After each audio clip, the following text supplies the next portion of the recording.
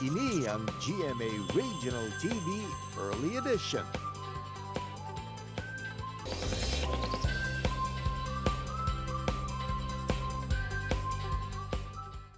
Lapnago ng inspirasyon ni gindalas ang nagtaliwan na nga nigren si film director nga si Peke Galiaga sa iyang mga kasimanwa para magpakita man sa ila abilidad sa showbiz.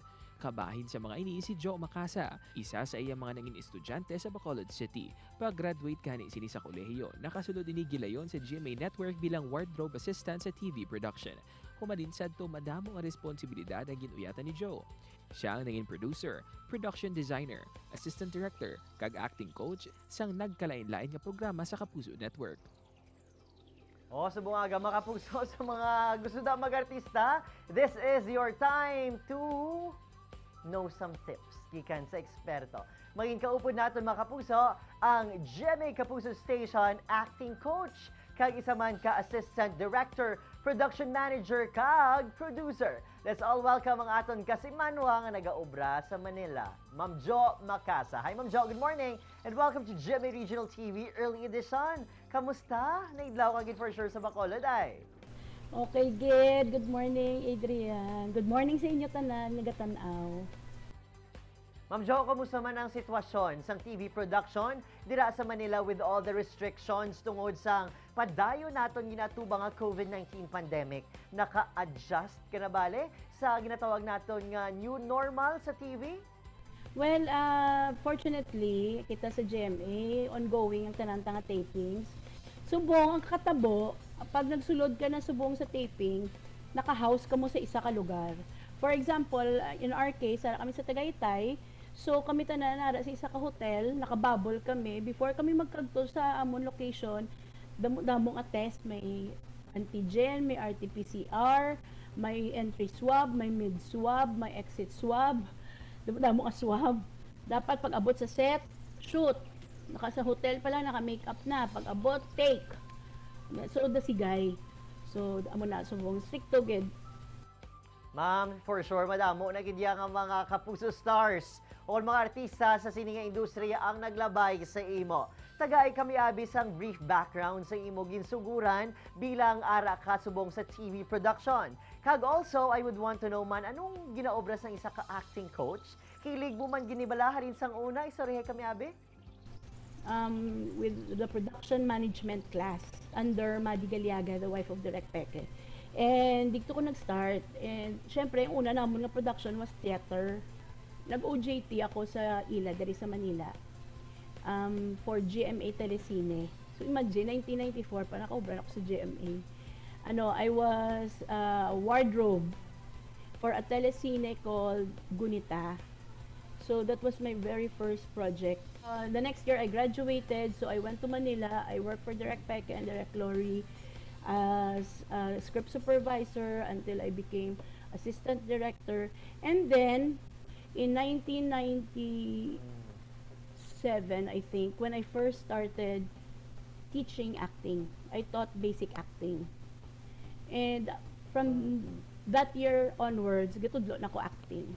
And so, sa GMA, sa una, wala man acting coach mong, sa nauso na ang teleserye, inabalang kinanglan mo nagidyabantayan ng mga artista kahit drama kung drama. So kinanglan nara ang acting coach para to motivate them, to encourage them, and dito na nga nag-start na nag-open ng doors for acting coach.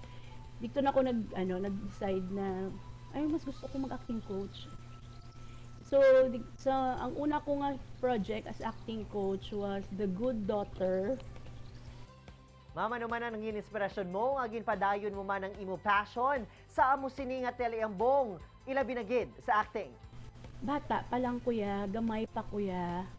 Kuya mag-arte-arte. And gid kuya, movie fan. Kag hindi lang basta movie fan of Pinoy movies. And then I realized later on na there are so many things you can do. And yun na nga, one of them is to teach acting.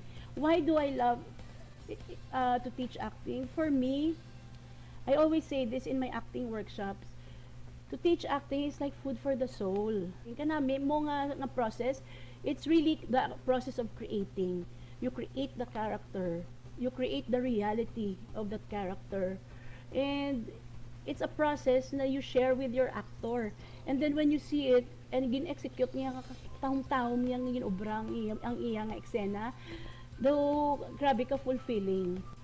Before the pandemic, we do live workshops. We'd go to GMA and sa studio. It's 5-6 hours of acting workshops. Pero since the pandemic happened, I've been doing online acting workshops. Last year, sang lockdown pagidyang, bawal pa magkagto sa set, I was able to do 7 online acting workshops through Zoom. The first time I did it, when I did a module, because you have to convert your module from live to online, diba? Grabe, kulba ko. Parang, will this work? Parang, this is the first time I'm going to do an online workshop na, through Zoom. And it worked. And the secret for it to work, it's the participants, it's your actors. Siyempre, I'm very, very proud when I see my actors na gina-train ko or gina-coach ko. When people commend them for their performance, ikasagad sila. Siyempre, di ba, parang, ay, baligan ko na sila. So, proud ka man eh. And siguro, what I can also be proud of is, I've been with GMA for so long.